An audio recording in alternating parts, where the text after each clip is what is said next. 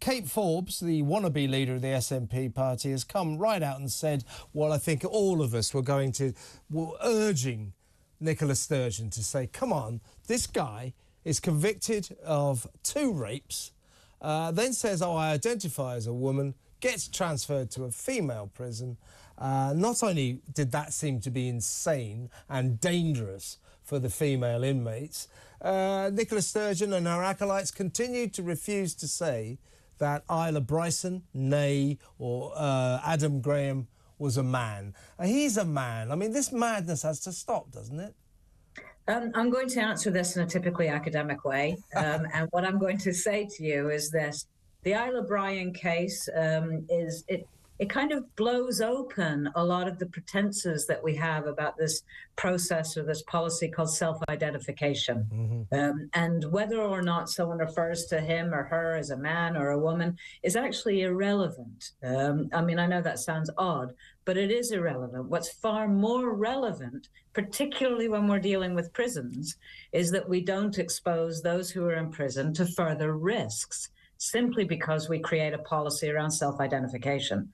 So all of the noise, in my mind, all of the noise that we had about Isla Bryson, it was very helpful in one sense, because it kind of exposed the fact that everything we've been saying for ages, that there are males who identify as women who may well pose a threat to women, particularly in the female prison service, that it isn't us just scaremongering. These things do happen.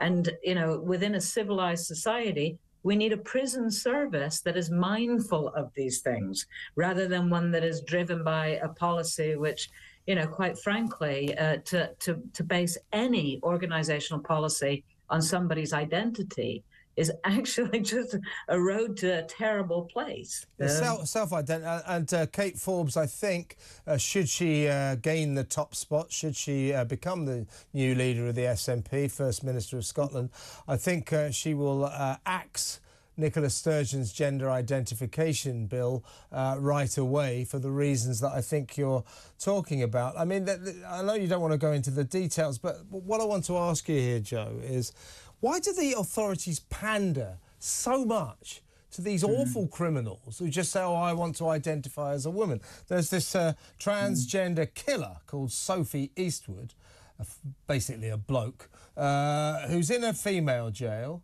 identifies not only as a female but also as a baby, and the wardens bring her, I should have to use that term, I suppose, loosely, baby food.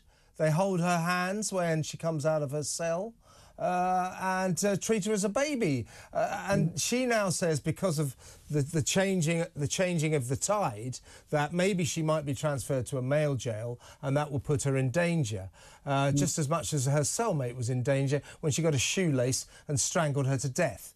So, you know, why do the authorities pander to monsters like this Sophie Eastwood person? It's very, very easy to say that that's what's happening, but the situation well, it is, isn't it? They're feeding her baby food. You don't think that's pandering?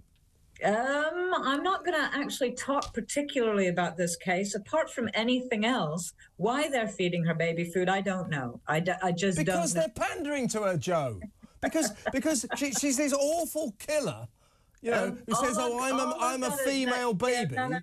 All I've got to say to you and they bring her nappies as well. Yeah, but the idea that that's what happens within the complex organisation like a prison... It happens in that prison. It's drawing on the exceptional case and not looking at actually what the main problem is. And the main problem is a very simple one. It's not a difficult one for people to understand. We have 200 years of criminological evidence that tells us quite a lot about crime. And in particular, it tells us about the sex-based patterns of crime.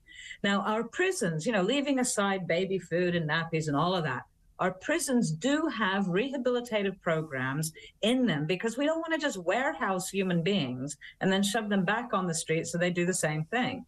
We want to actually try and do something so that people come out in a better state.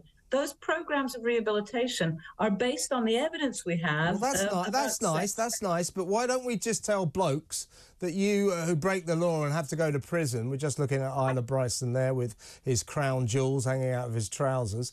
Why don't we just tell people like him, no, you can't go to a women's jail. You're a bloke. You're going to a bloke's jail.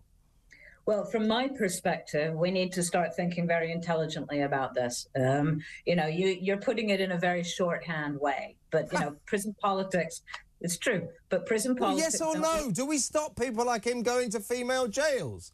Yes, is the answer, Joe. Yeah, no, I'm on record as saying we don't have the evidence base to support a self-identification policy in prison. Okay, that's good. Yeah, I'm with... Okay, I knew we agreed, so you and I are on the same page. Joe, I've got to go, but it was really good to talk to you. Thank you very much.